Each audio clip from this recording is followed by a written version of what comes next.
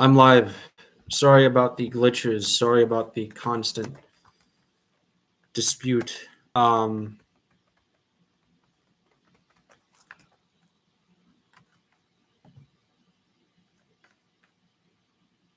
Wait. My live stream is on, by the way. Uh,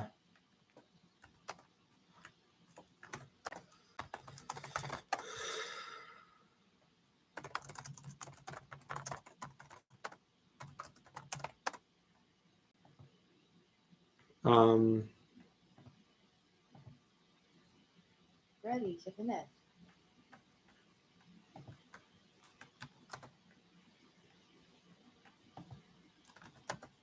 you guys are on. Hi, Micah History. You are here at the very least. I think the reason why I did not, I really didn't back. You are back. So, was there anything in the stream that you did not notice? We are so Barack.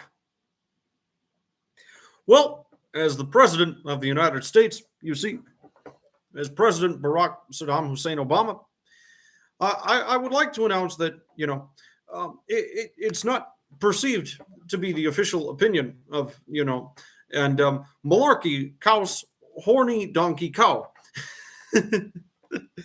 No, it is not that. Okay, America is much greater than that. America is great because America is good. Okay, that's why America's great. It's good. We're the good guys. Okay. Slava Ukraini. You need to serve Ukraine. America not great because there are Russians living in America. What about the Russians living in Ukraine? What do you mean we put them in the concentration camp? Good that you're supporting Ukrainian sovereignty. Yes, we are. What the fuck I hear about concentration camp? No, there ain't. No, there isn't. You see, we're fighting for Svobodnaya Россия, aka bring. Now, I don't know. The disputes with the Métis had never truly ended, especially with the influx of more English settlers, and in 1884, Louis Riel was petitioned to send grievances to the Canadian government. Instead, he decided to organize a new rebellion, the Northwest Rebellion. However, this quickly got crushed by the Canadians who arrived on the new railway to the rebel capital, Batoche. Louis Riel was not a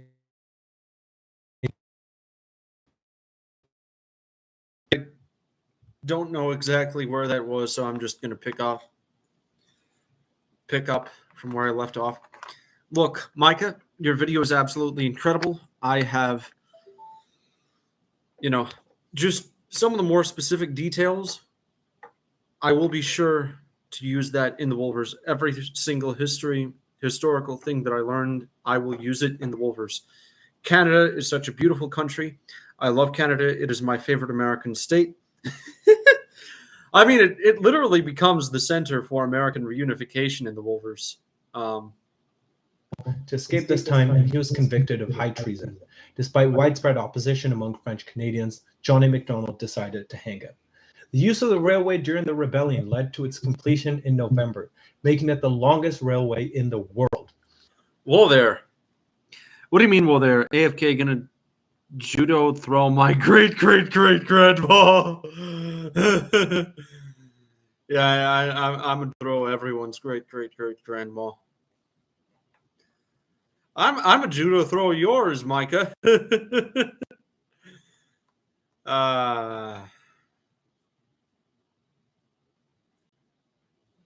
Get Sir Welch. Monarchist man. Yeah, I'm getting Sir Welch back to join.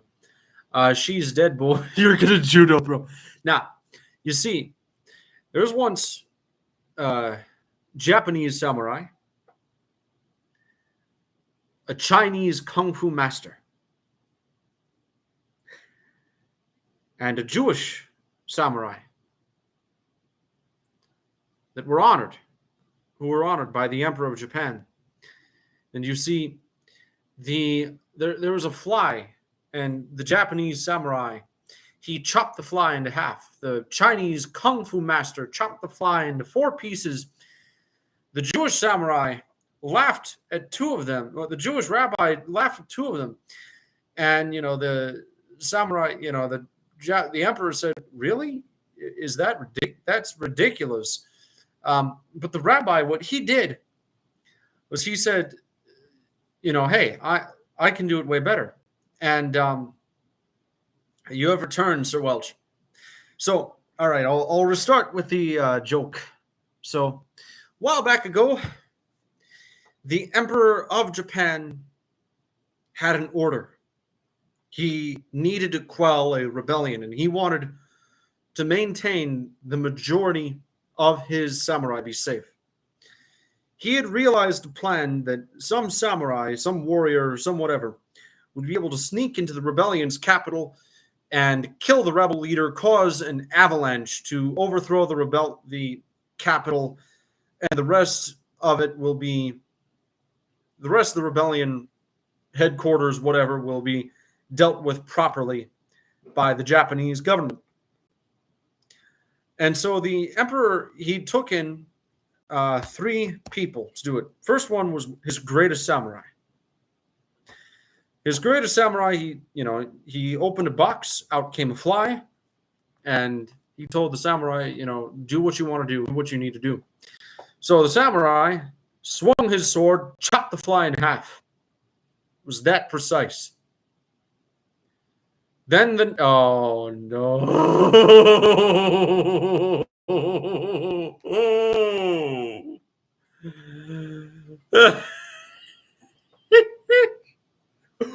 Oh no.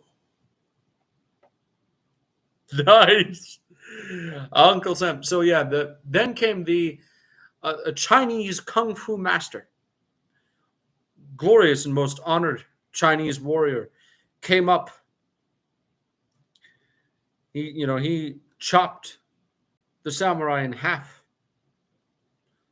And then he chopped each half the fly in half with his bare hands. And he told the emperor, this is what I can do. The emperor said, great. But what about this new rabbi? Rabbi came along. Well, but what about this rabbi? Because this rabbi in the area, he's in the imperial court. He thinks that he can do it better than I can. He thinks that he can do it better than the rabbi and samurai can. Or that the kung fu master and the samurai can. Rabbi, I want you to come, and I want you to do something with that fly. I want you to really impress me. And so the rabbi swung his sword, and the fly just kept flying. And the emperor said, you see, Rabbi, you're not so special. And the rabbi said, well, there is one thing I can do that those can't. The emperor said, what? Rabbi said,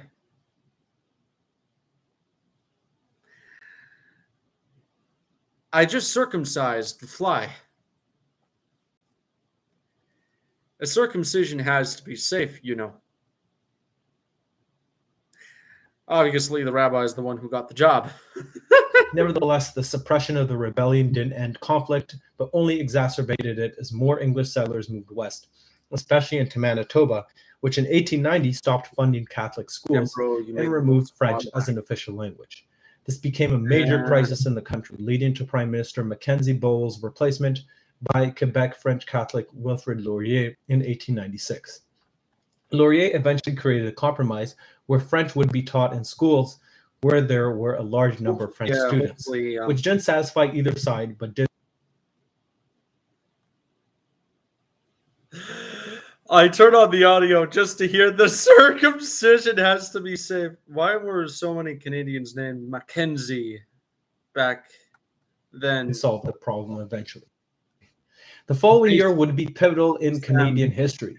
They I will not show only up saw the your first videos too if French I'm able prime to. minister God come bless to you. power, but also the discovery of gold in the Yukon territory and the beginning of the mass settlement of the prairies. We are Many Eastern Europeans, especially Ukrainians, began migrating to what the government advertised as the last best West. And this wave of immigration and economic growth led to Canada having the fastest growing economy for the following 15 years. The Klondike Gold Rush in 1897 led to 30 to 40,000 people coming to Yukon to find them. So that's what Klondike bars were named after. You know, I prefer the old name just because they offended people. Eskimo bar. More money. More money. More money. Slava Ukraini.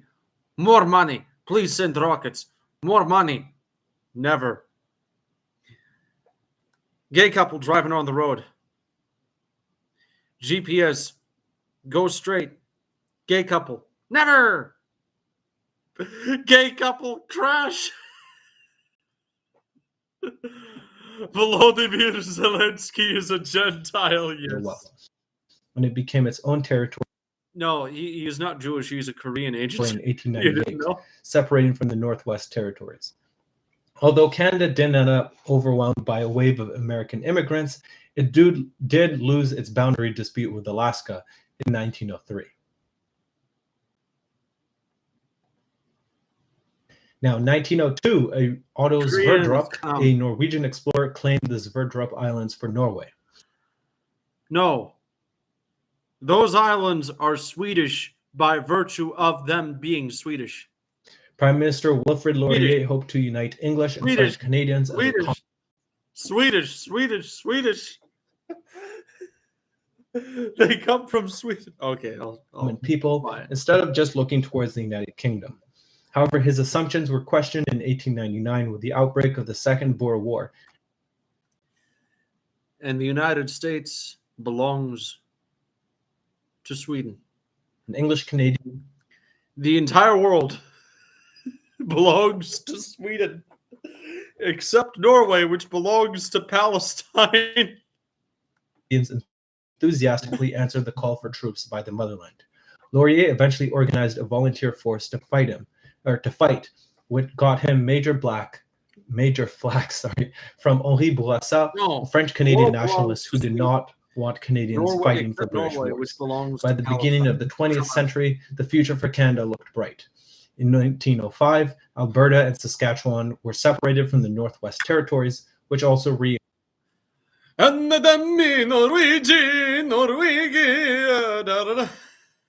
incorporated Keewatin. Laurier created the Royal Canadian Navy, but it faced criticism from Bourassa, who thought it would be used by the British in their wars, and also from English Canadian nationalists who did not want to remove Canada from the British fold. This controversy led to Laurier's downfall in 1911, and he was replaced by Robert Borden as Prime Minister. In 1907, Newfoundland became a dominion. Between 1911 and 1913, a third wave of immigration, mainly from Southern and Eastern Europe, happened. But this was stopped by the outbreak of World War I in 1914, ending the post-Confederation period. Most Canadians supported the war effort, even French Canadians, although in terms of volunteers, around two-thirds were British-born immigrants and a third were English Canadians, with less than 1,000 French Canadians initially volunteering.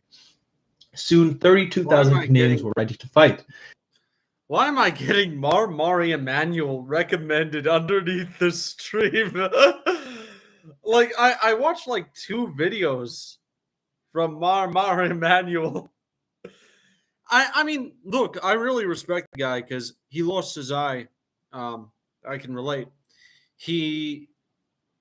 Well, I can't relate, but you know what I mean. He has a disability in regards to that. He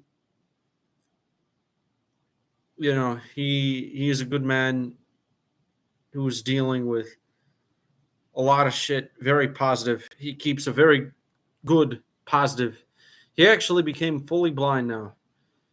Ugh, the vile religion of Islam. And they started arriving in England in October, worried that the war might end. But I think, as we all know, right, the war did not end very quickly. Now, although at first they fought under British command, the Canadians eventually fought under Canadian command.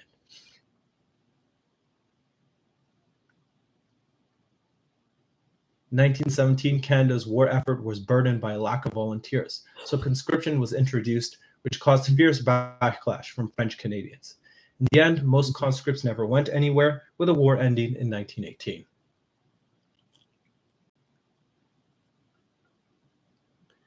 Why was he suspended from his church? Now, although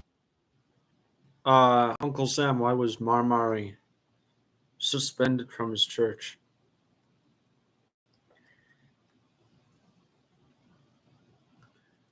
Too traditional. Bruh.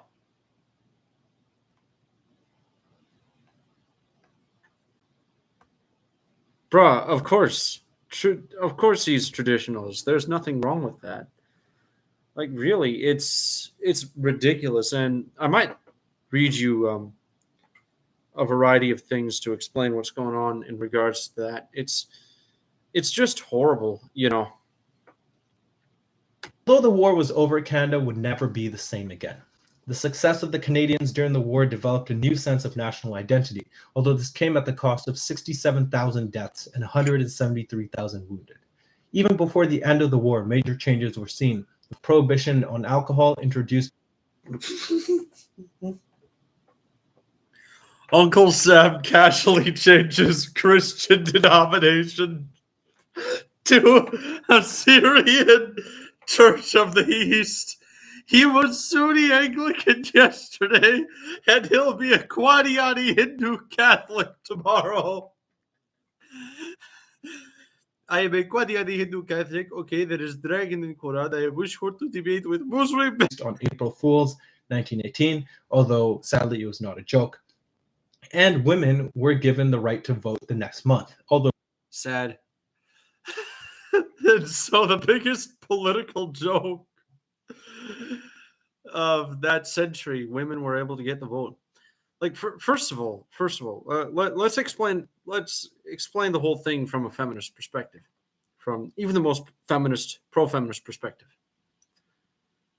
Votes don't matter. They do nothing. They're a scam, placating women. So women get placated by the government just like men, right? Now, if you want to do it from a more, proper perspective, a more objective morality perspective, no.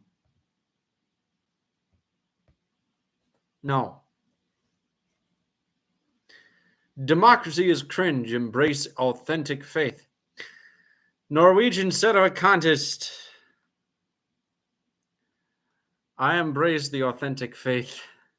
Though this did not apply to Quebec. In August, the first general strike in Canadian history started after labor activist Albert Goodwin was shot by the police. In September, the Royal Canadian Air Force was created.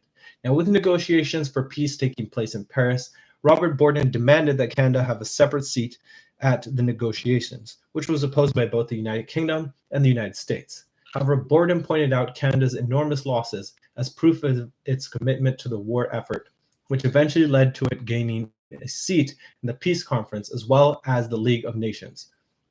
Back at home, the largest strike in Canadian history happened, the Winnipeg General Strike, organized by the One Big Union in 1919. This led to the entire Winnipeg police force being fired and the army being sent in. In 1929, the Great Depression hit Canada, and it hit it hard. Canada lost 40% of its GDP, exports shrank by half, and unemployment hit 27%. But Prime Minister William Lyon Mackenzie King responded by saying that the free market would correct itself, and so he refused unemployment relief or federal aid. Yeah, that's a problem. This led him to lose the election in 1930 to Richard Bedford Bennett, who promised high spending but soon enacted the opposite. So he tried unsuccessfully to implement policies similar to the New Deal in the United States. Now, on an international level in 1930, Canada took Norway's colonies in the Sverdrup Islands in the far northern Arctic, and on the 11th of December 1931, the most important moment in Canadian history happened when the Statute of Westminster was passed, which ended the United Kingdom's ability to pass or nullify laws in Canada and effectively made Canada independent. Now, the newly independent country had a population of 10 million, but they were not doing well, and Bennett was blamed, causing him to lose the election to King in 1935. This time, he introduced relief programs and established the Canadian Broadcasting Corporation and Air Canada. Though the worst of the Depression was over by 1936, it was still ongoing. Of course, the Great Depression had global effects and led to the rise of nationalism and militarism around the world. Now, Canada cared little about what happened outside its borders and did nothing to oppose the rise of fascism in Italy, Japan, and Germany, because after all, those three countries wouldn't become a threat or anything. But Germany's rise did lead to a small amount of rearmament in Canada in 1936, and the following year, King assured the United Kingdom that it would help it in a war against Germany. However, he remained quiet after Germany's annexations of Austria and Bohemia in 1938 and 1939. Look, can you all guys still hear me or anything like that? I just want to make sure. That the stream is still going on. Please respond with a yes. You can hear me. Okay. Yes. Yes. Yes. What about Micah? Uncle Sam says yes. What about Micah? Micah, can you hear me?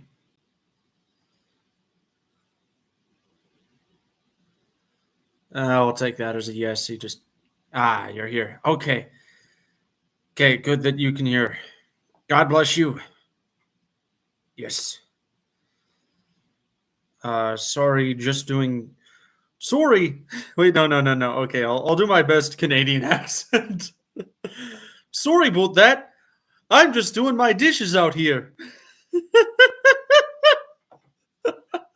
Sorry about that. Now, another one. I am so sorry. I'm so sorry.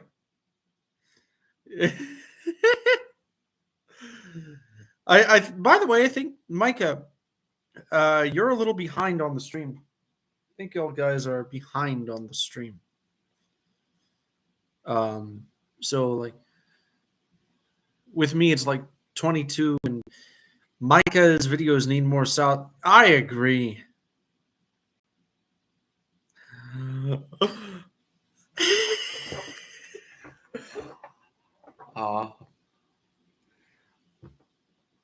Odlo baleva penidma.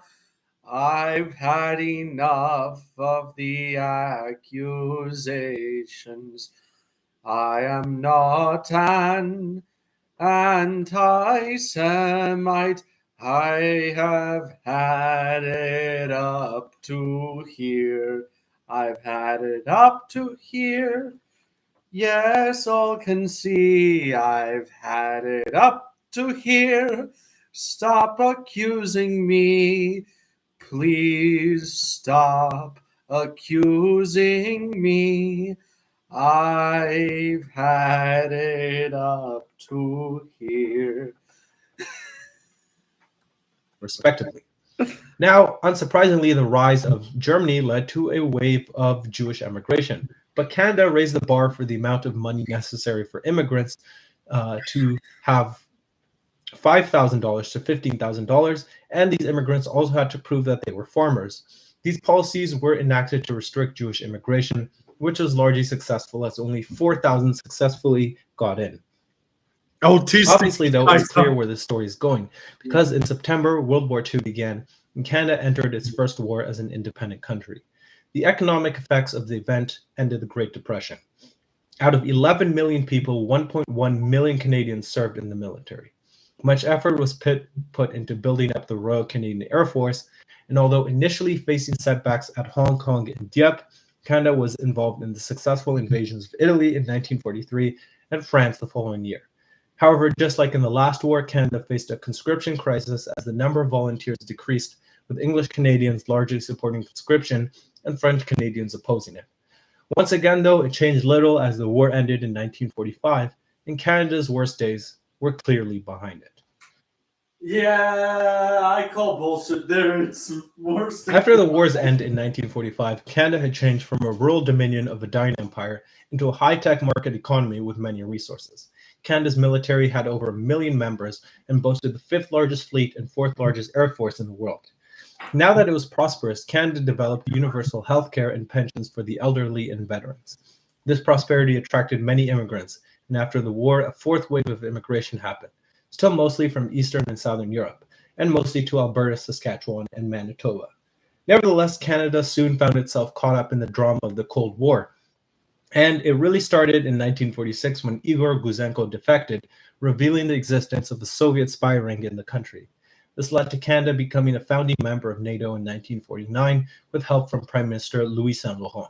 Canada now included Newfoundland, which joined Canada that year after rejecting to remain a British colony or to gain independence. And this finally gave us Canada's borders as we see them today. In 1950, when the Korean War broke out, Canada joined the anti-communist intervention against North Korea and China, and this ended in 1954-3. This war led to the beginning of Canada's reputation as an international peacekeeper in collaboration with the newly formed United Nations. Diplomat Lester Pearson proposed the creation of a UN peacekeeping force after the Suez Crisis in 1956, which led to its creation and Pearson's Nobel Peace Prize in 1957. However, the Suez Crisis would sow the seeds of distrust among the Anglophone countries, which had previously worked together so well. Canadians were wary of British imperialism, but also of American influence in their country, especially as on their land. Further tensions emerged as Prime Minister John Diefenbaker refused to sever ties with Cuba after the Communist Revolution, which greatly annoyed the United States. Now, the 1960s saw the most Canadian kind of revolution imaginable, known as the Quiet Revolution in Quebec. Although it saw no violence, it was quite revolutionary because it saw the secularization of the government, the establishment of a welfare state, a rise of nationalism and separatism. The state replaced the Catholic Church as the establishment in Quebec, and the province quickly modernized. Yeah, that's why I have a problem with the whole quiet revolution. It's already bad. It's already bad enough. For one could argue that the entire country was experiencing a quiet revolution of sorts. The quiet revolution, no. Like, no. This is where Canada goes wrong. Everything goes wrong in the country. In 1960, Native Canadians were finally given the right to vote without having to give up their status and rights. And in 1965, Canada changed its flag from one with a British ensign to its current flag, reflecting its change from a British outpost to a multicultural society. Yeah. That's a way too positive description. Everything went wrong once Canadians. And you know what? I actually agree in regards to that.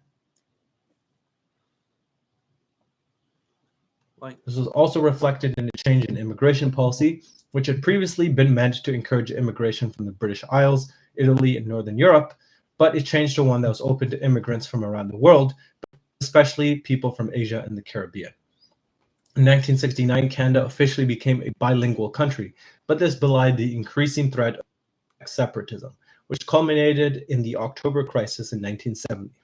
The Front de Libération de Québec, a separatist paramilitary group, had kidnapped a British official and had even murdered Quebec Labour Prime Minister Pierre Laporte, which led Prime Minister Pierre Trudeau to enact the War Measures Act.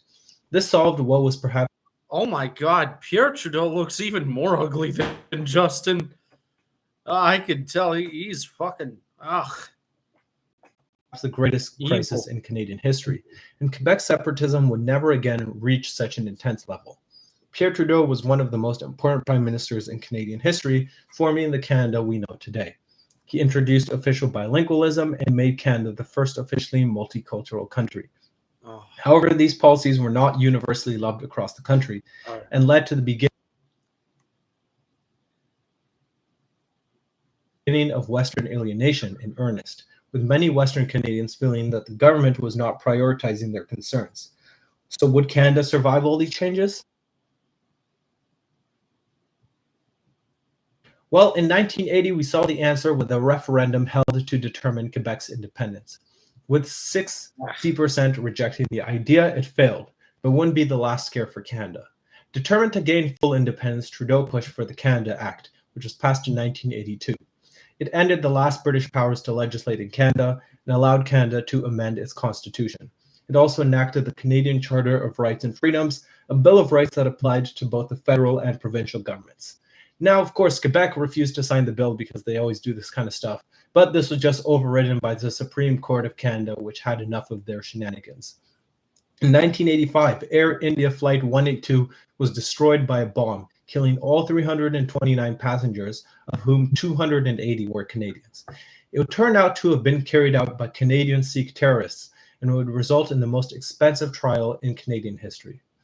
Now, in an attempt to finally get Quebec to agree to the signing of the Constitution, Brian Mulroney began the Meech Lake Accords in 1987 as a compromise, but their failure led to the creation of the separatist Bloc Québécois Party in 1991.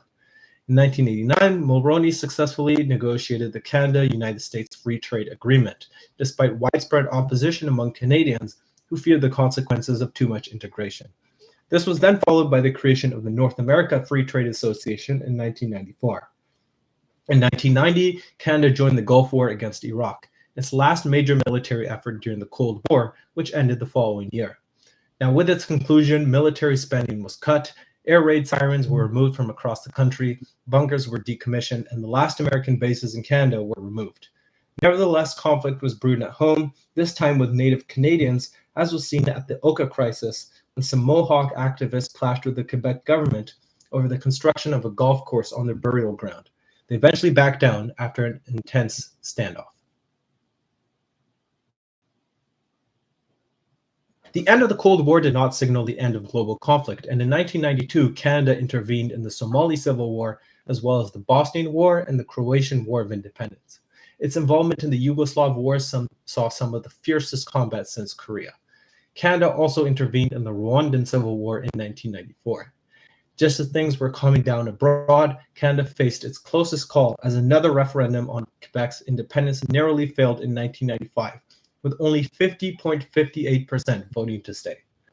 In 1998, the population of the now united Canada reached 30 million. That same year, it joined with other NATO forces in the Kosovo War, once again fighting against Yugoslavia. The 20th century ended in Canada with the last territorial change, and this happened with the creation of Nunavut, a separate territory for the Inuit people in 1990. Sorry about that. Yeah, sorry about that. As the 21st century dawned, Canada joined the war in Afghanistan following the terrorist attacks on the Twin Towers in New York. However, Canada refused to join and in fact strongly condemned the invasion of Iraq in 2003.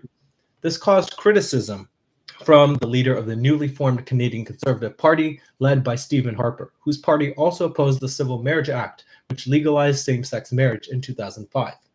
In 2011, Canada, now under Prime Minister Stephen Harper, went to war against the forces of Gaddafi in the Libyan Civil War, and in 2014, Canada left the war in Afghanistan. But that year, in 2015, the son of Pierre Trudeau, Justin Trudeau, became Prime Minister. And boy, do I have opinions, but I cannot say here. In 2018, cannabis... Yeah, I will say all of Micah History's opinions about Justin Trudeau here.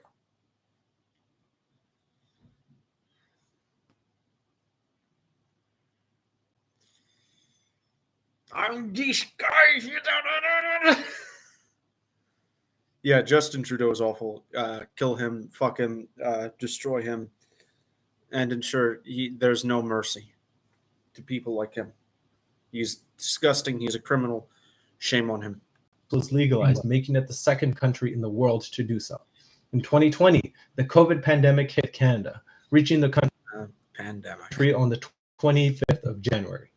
On 2022, we saw the Canada Convoy protest against the vaccine mandates implemented by the Trudeau government, which implemented the Emergencies Act that gave Trudeau permission to forcibly remove the protesters from Ottawa.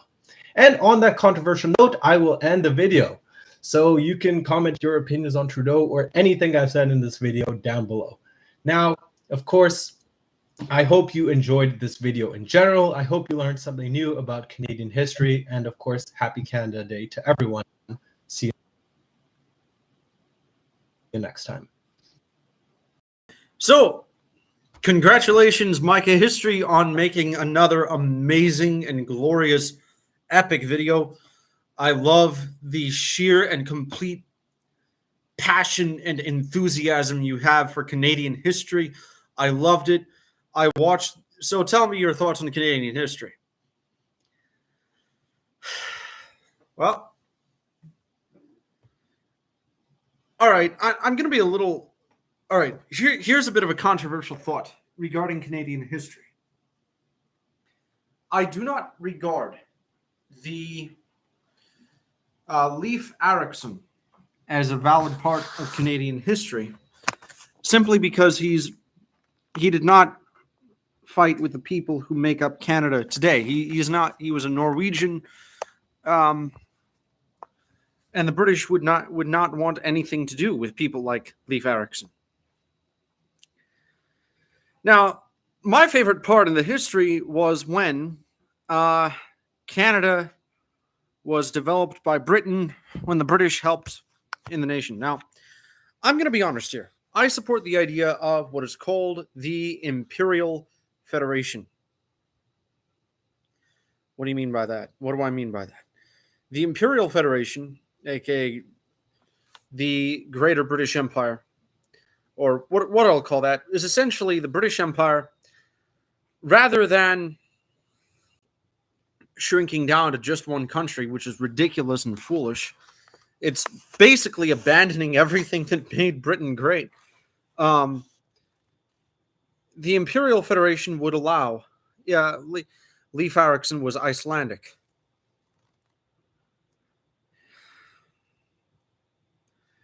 Ríðum, reffer yfir sandin,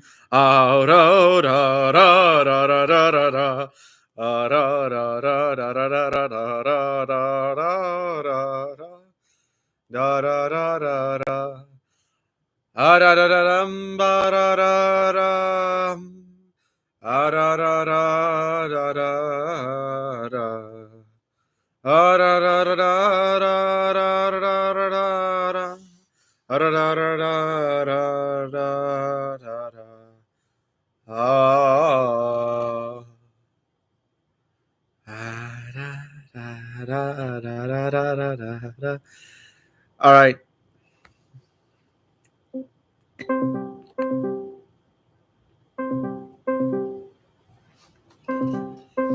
Okay. Norwegian set of a contest. You wanted to join. Norwegian set of a contest. Can everyone hear the set of a contest from Norway? Yes, can you guys hear me? Can you guys hear the CD the Cantist? Set of a contest from Norway. Norwegian set of a contest. Julius, try not to VC for 5 seconds challenge. Now, okay. I'm going to be a little honest in regards to that. So here's why I focus on voice chat. Here's why I do that. I've thought about it for a while. I initially just thought, it's an obsession, yada, yada, yada. Has to do with these things here. A lot of the time, when I enter in deeper conversations, I tend to block out my vision. And a lot of people will think, you're not looking at me. No, I am looking at you. Yo, can I join the call? All right, sure. I'll have a separate call along with you. Missed another call from Liberty Sam. Okay, all right. Oh, yeah.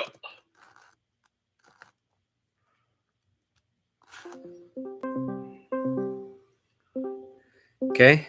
Yo. Okay. Yo. Yes, we are in this thing, yeah, like for all of us.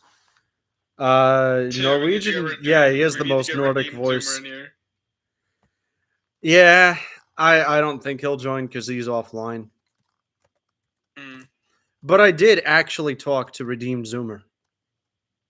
Yo, Nioski and Uncle Sam, join the chat. Yeah, man. Uncle What's Sam. Uncle Sam? Join the chat, bro.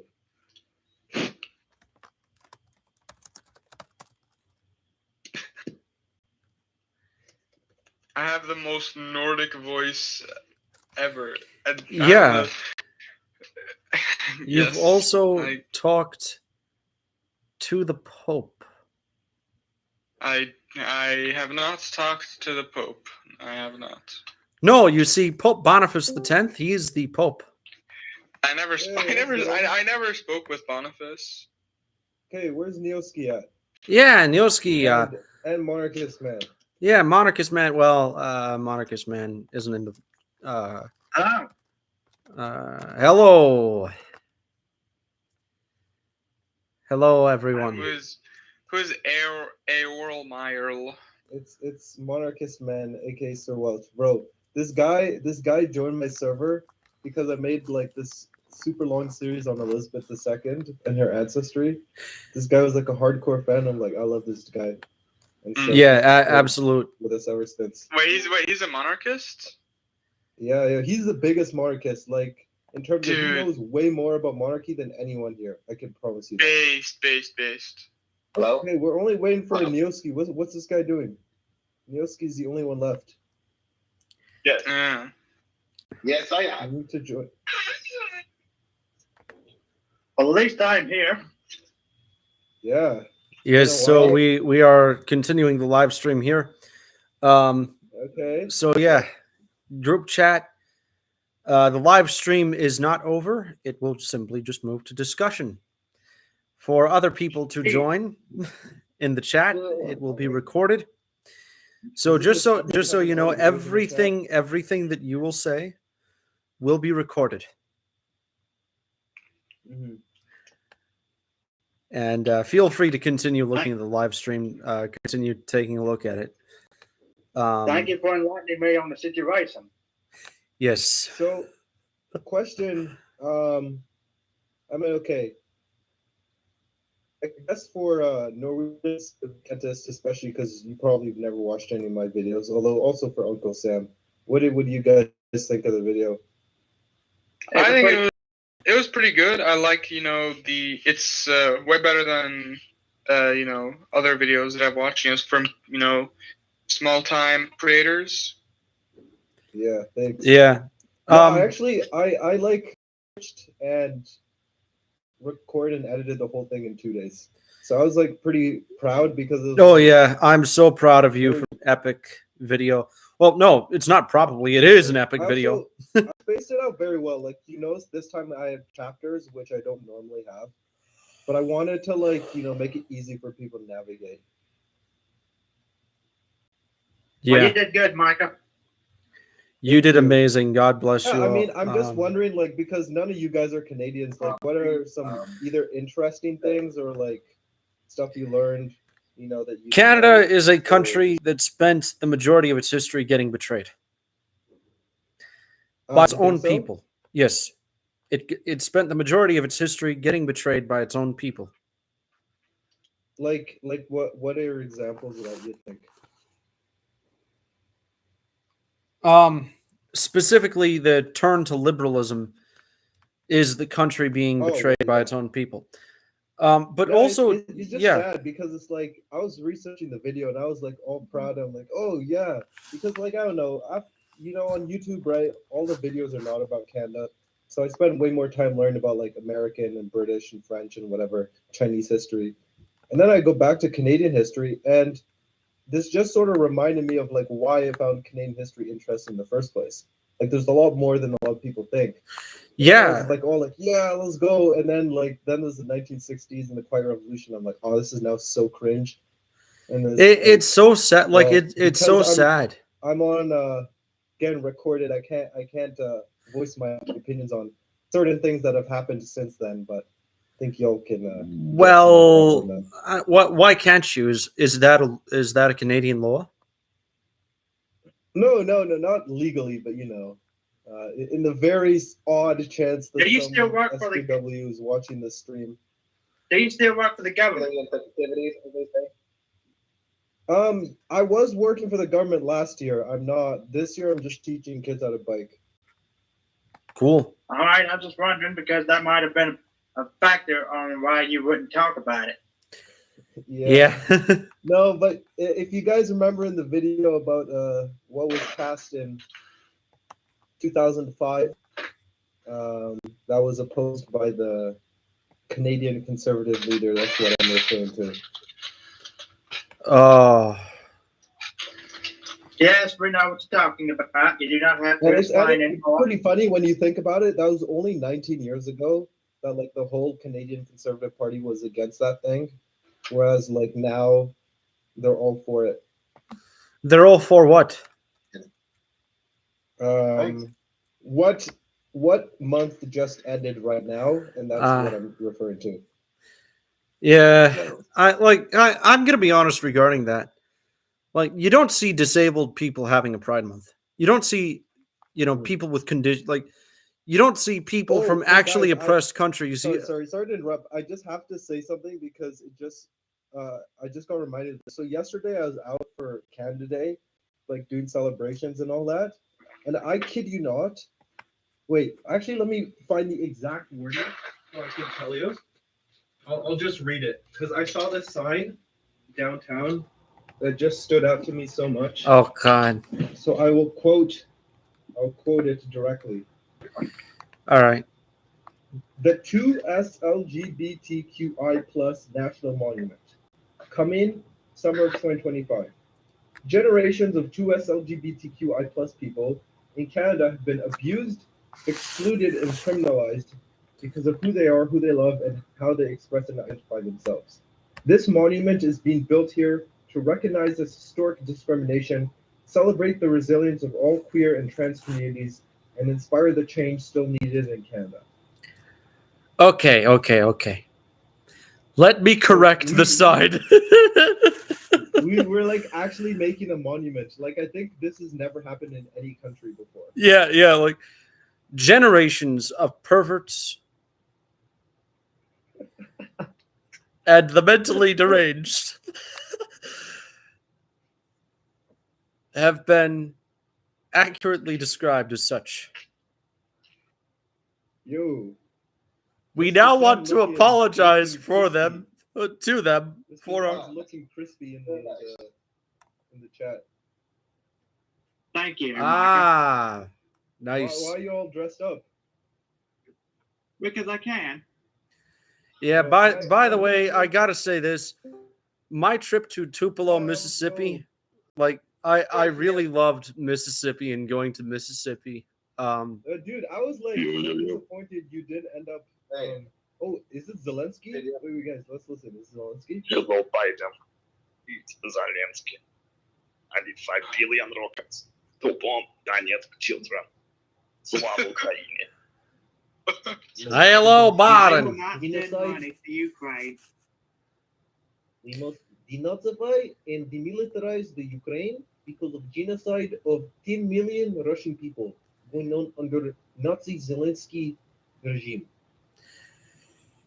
As president, I will not send a single dime to Ukraine. As president, I will not send a single dime. Okay, hold on. I'll send $8 million to the Ottoman Empire. Joe Biden, the Ottoman Empire doesn't exist anymore. Well, then I'll send $8 million to the mandate of Palestine. No, mandate Palestine doesn't exist. Then I'll send $8 trillion to the Jewish state of the Kingdom of Jerusalem. The Jewish. Yeah. He's gonna send it to the Jewish Yishuv. Yes. The British mandate of Palestine should come back, and I wholeheartedly agree with that statement. No, all right.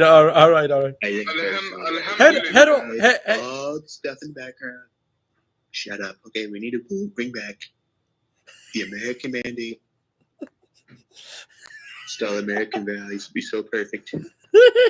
I will have the greatest drag queen rallies there, okay? Because I am the greatest. I'm the greatest president in American history since Donald Trump, and I can do an eight hole in one like Joe Biden, who can only do 3. Hero Wait, Hirohito. did any of you guys watch the It debate? is- Biden Trump. I did watch it. Yeah. I I've refused. It's not a debate. It was a freaking slaughter. Yeah, it was. It was So funny. yeah. So want to know Right. how I trolled my super Republican grandma? I'll tell you right now how I trolled her. Keep in mind, she is like this huge Trump supporter. Hey, Grandma, Biden did surprisingly well in the debate. Don't you think? Like, I was expecting Trump to be much better. And she actually agreed with me because that's how I realized how senile she actually was. To be fair, though, Biden did actually do that badly. Did do that badly. Like, okay, for Biden standards, he was fine. It's just that Trump was just so much better than him. Yeah, I could be a better president than Biden ever could be. Well, Yeah. yeah, I mean, Biden sets the standard so low, you know? yeah, You're literally look, wearing the suit. I literally have the suit. Yes, I literally have the suit of a president. No, guys, I kid you not. I was walking around in pajamas in a public park because my cat escaped at the beginning of the live stream. So I had to, like, walk out there, pajamas So, and sandals, yeah. inside a bush looking for a cat. It looks so dumb. I might end the live stream right now, by the way.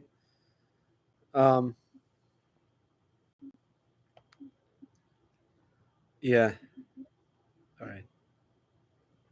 Yeah, let me end. Okay. God bless you all. How's everyone doing today?